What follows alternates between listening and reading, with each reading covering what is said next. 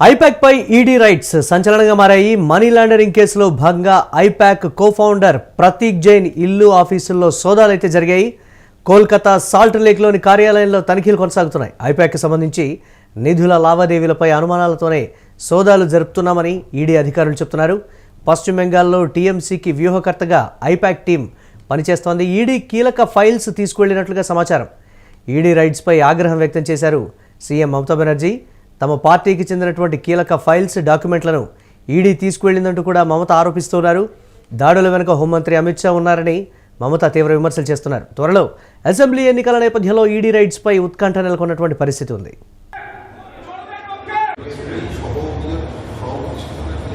How to collect all of our party hard disk, the candidate list, the party strategy, the party plan. Is it that अगर अमित शाह आपको बंगाल को जीतना है तो आपको हिम्मत है तो आप इलेक्शन में लड़ाई कर जाइए. आप क्यों हमारा पार्टी आईटी सेक्टर को रेड कर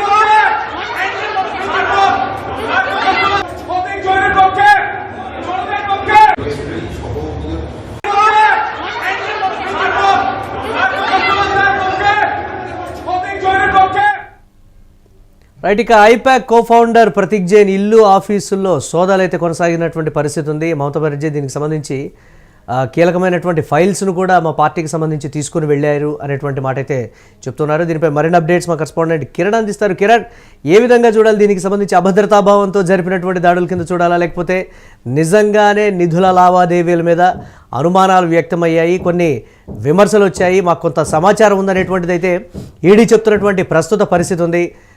అంటే ఐపాక్ అనేది చాలా ప్రతిష్టాత్మకమైనటువంటి కంపెనీగా కూడా చెప్తూ ఉంటారు ఆ పార్టీలకు సంబంధించి. దాని మీద రైడ్ అంటే ఏ విధంగా చూడాలంటారు మనం? మురళి, ఇండియా కూటమిలో భాగంగా ఉన్న పార్టీలపై కక్ష సాధింపు చర్యలకు పాల్పడడం అటు బీజేపీకి ఇటు ఈడీకి సర్వసాధారణమైనట్టు కాంగ్రెస్ పార్టీ విమర్శలు గురిపిస్తుంది. మరోపక్క కలకత్తా ఏదైతే వెస్ట్ బెంగాల్ రాబోయే రోజుల్లో పశ్చిమ బెంగాల్ ఎన్నికలు అతి త్వరలో ఉన్నాయి. 2 నుంచి 3 నెలల కాలంలో పశ్చిమ బెంగాల్ ఎన్నికలు జరగనున్నాయి. ఎన్నికలు జరగనున్న నేపథ్యంలో నేడు ఏదైతే ఐపాక్ కో-ఫౌండర్ ప్రతీక్ జైన్ ఇల్లు ఆఫీసులపై ఈడీ దాడులు చేసింది. ఈ దాడులను సీఎం మమతా బెనర్జీ ఖండించారు. అదేవిధంగా ఏదైతే ప్రతీక్ జైన్ ఇల్లు ఆఫీసులు కూడా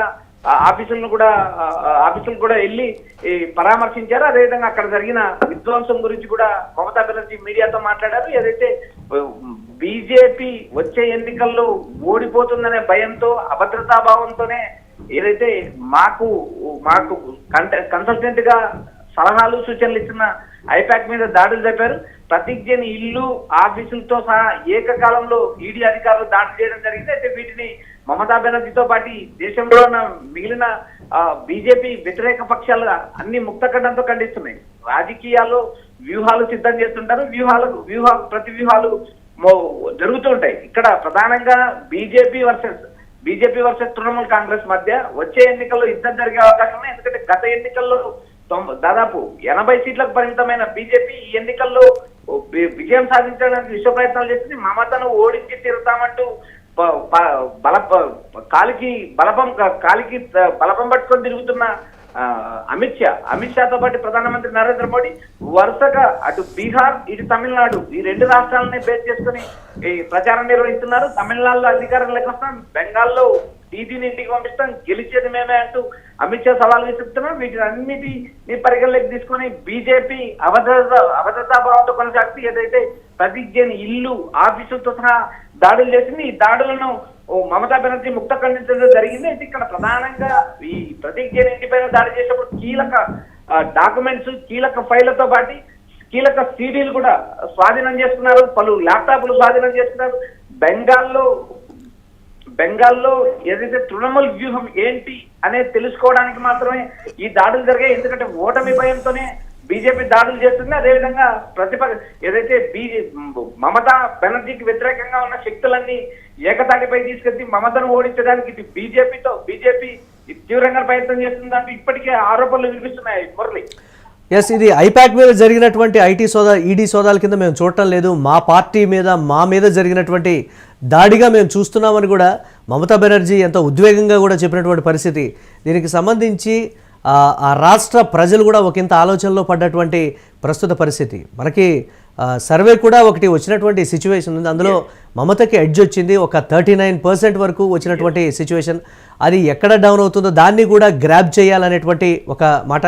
18.5% ఉన్నటువంటి అన్డిసైడెడ్ ఓట్ ఫ్యాక్టర్ని కూడా వారి వైపు తిప్పుకునేటువంటి దాంట్లో భాగంగానే ఈ చర్యలు అని చెప్పేసి సర్వత్రా విమర్శలు అయితే వస్తున్నటువంటి పరిస్థితి ఉంది కదా. దీన్ని ఎలా చూడొచ్చు అంటారు కిరణ్? మనం మురళి, ఇప్పటికిప్పుడు ఎన్నికలు జరిగితే వెస్ట్ బెంగాల్లో మమతా బెనర్జీ విజయం సాధిస్తుందంటూ పలు సర్వే నివేదికలు చెప్పాయి. అయితే ఇక్కడ అన్డిసైడెడ్ ఫ్యాక్టర్ ఉన్న 18% ఓట్లను బీజేపీ అందులో మెజార్టీ శాతాన్ని తన వైపు తిప్పుకోవడానికి ఏదైతే మమతా బెనర్జీని అటు ఏదైతే IPAC co founder Prateek Jain ను టార్గెట్ చేస్తుంది. ఎందుకంటే తృణమూల్ కాంగ్రెస్ పార్టీకి వ్యూహకర్తగా ఐపాక్ వ్యవహరిస్తుంది.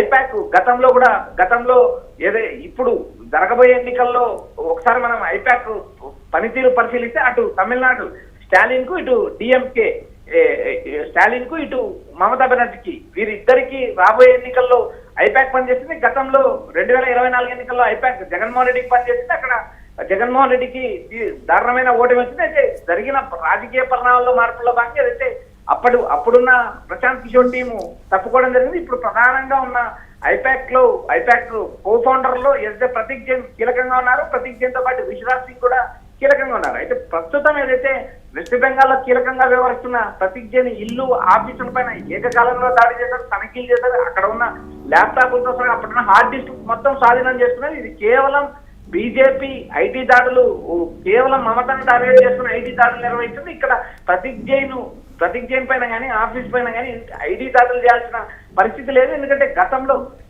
ఐపాక్ కొన్ని రాష్ట్రాల్లో పనిచేస్తుంది. ప్రస్తుతం ఈ 2 రాష్ట్రాల్లోనే అటు బెంగాల్, ఇటు తమిళనాడులో ఐపాక్ పనిచేస్తుంది. ఆ రెండు ఏదైతే బీజేపీకి వ్యతిరేక పాలిత ప్రాంతాలు బీజేపీ అక్కడ గెలవడానికి తమిళనాడులో కూడా ఇదే తరహా యాక్షన్ ప్లాన్ కి సిద్ధమవుతోంది బీజేపీ అనేటువంటి మరొక వార్త కూడా వస్తోంది కదా కిరణ్. దీన్ని ఎలా చూడాలంటారు మనం? మురళి, ఐపాక్ సంస్థ దేశంలో వివిధ రాజకీయ పార్టీలకు కన్సల్టెంట్ గా వ్యవహరిస్తుంది. అందులో భాగంగా అటు బెంగాల్, ఇటు తమిళనాడు 2 రాష్ట్రాల్లో కూడా వారు ఎన్నికల స్ట్రాటజీ నిర్వహిస్తున్నారు. ఇక్కడ ప్రధానంగా ఏదైతే ఇప్పుడు బెంగాల్లో మనం రాజకీయ పరిణామాలు గమనించినప్పుడు ఐటీతో పాటు ఈడీ దాడులు కూడా జరుగుతున్నాయి. ఐటీ దాడులు జరుగుతాయని ఇండైరెక్ట్ గా మమతను బీజేపీ ప్రభుత్వం హెచ్చరిస్తుంది. ఎందుకంటే ఇక్కడ ప్రధానంగా మమతా బెనర్జీని టార్గెట్ చేసుకుని 2022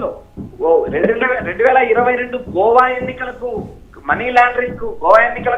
మమతా బెనర్జీ డబ్బు సమకూర్చింది. అది మనీ లాండరింగ్ దారులు సమకూర్చింది అనే ఆరోపణలపైనే నేడు ఈడీ దాడులు చేసింది. అయితే 2022 ఎన్నికల్లో ఏదైతే బీజేపీ అనధికారికంగా బీజేపీ ప్రభుత్వాన్ని ఏర్పాటు చేసింది. అయితే వాటిని ఆధారం చేసుకుని 2022కు సంబంధించిన ఈడీకి సంబంధించిన వ్యవహారాన్ని నేడు ఏదైతే ప్రతీక్ జైన్ ఇల్లు, ఆఫీసులపై దాడి చేయడం ఎంతవరకు కరెక్ట్ అంటూ మమతా బెనర్జీ నేరుగా దాడి చేస్తుంది. ఎందుకంటే మాకు సంబంధించిన మా ఆఫీసులో మాకు సంబంధించిన డేటాను కానీ, మాకు సంబంధించిన పత్రాలు కానీ ఎలా తీసుకెళ్తారంటూ ఆమె మరోవైపు ప్రశ్నిస్తుంది. అయితే ఇక్కడ ప్రధానంగా బీజేపీ కూడా నేరుగా మమతా బెనర్జీపై విమర్శలు చేస్తుంది.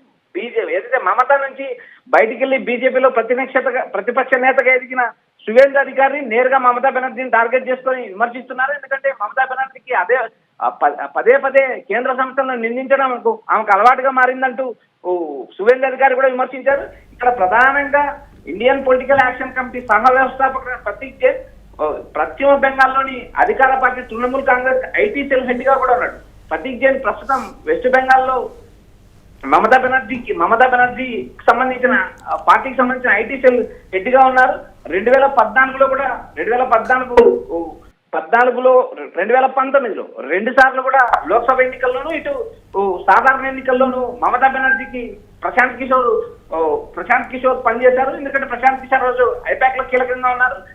ఏదైతే గత ఎన్నికల్లో మమతా బెనర్జీ గెలవడానికి ప్రశాంత్ కిషోర్ కీలక పాత్ర పోషించాడు. ప్రస్తుతం అయితే ఈ ఎన్నికల్లో ప్రశాంత్ కిషోర్ ముందే ఐపాక్ రాజీనామా చేశారు. ప్రస్తుతం ఏదైతే ప్రతీక్ జైన్ కీలకంగా ఉన్నారు. ప్రతీక్ జైన్ ఇల్లు, ఆఫీసులు కేవలం మమతా బెనర్జీ ఈ మమతా బెనర్జీని ఓడించడానికి బీజేపీ స్కెచ్ లో ఒక భాగంగానే ఈ దాడులు జరిగాయి. ఐటీ దాడులు జరగడం కూడా ప్రధాన కారణం ఇదే అంటూ అటు నేరుగా మమతా బెనర్జీ విమర్శిస్తున్నారు. బీజేపీ తనపై గెలవలేదు, నేను మళ్ళీ ఎన్నికల్లో దీది ఏంటో చూపిస్తానంటూ మమత సవాల్ విసురుతున్నారు. Murali, right, thanks for updates Kiran. ఇక సంచలనంగా ఐపాక్ పై ఈడీ రైట్స్ మారిపోయినటువంటి పరిస్థితి ఉంది. మనీ లాండరింగ్ కేసులో భాగంగా ఐపాక్ కో ఫౌండర్ ప్రతీక్ జైన్ ఇల్లు ఆఫీసుల్లో సోదాలు జరిగినట్లుగా తెలుస్తోంది. కోల్కతా సాల్ట్ లేక్లోని కార్యాలయంలో తనిఖీలైతే జరిగాయి. ఐపాక్కు సంబంధించి నిధుల లావాదేవీలపై అనుమానాలతోనే సోదాలు జరుపుతున్నామని ఈడీ అధికారులు అయితే చెప్తున్నప్పటికీ పశ్చిమ బెంగాల్లో టీఎంసీకి వ్యూహకర్తగా ఐపాక్ టీం అయితే పనిచేస్తున్నటువంటి నేపథ్యంలోని ఈ దాడులని అందరూ అనుకుంటున్నటువంటి పరిస్థితి. ఈడీ కీలక ఫైల్స్ తీసుకువెళ్ళినట్లుగా సమాచారం. ఈడీ రైట్స్పై ఆగ్రహం వ్యక్తం చేశారు సీఎం మమతా బెనర్జీ. తమ పార్టీకి చెందినటువంటి కీలక ఫైల్స్, డాక్యుమెంట్లను ఈడీ తీసుకువెళ్ళిందంటూ కూడా మమత ఆరోపిస్తున్నారు. దాడుల వెనుక హోంమంత్రి అమిత్ షా ఉన్నారని ఆమె తీవ్ర విమర్శలు చేశారు.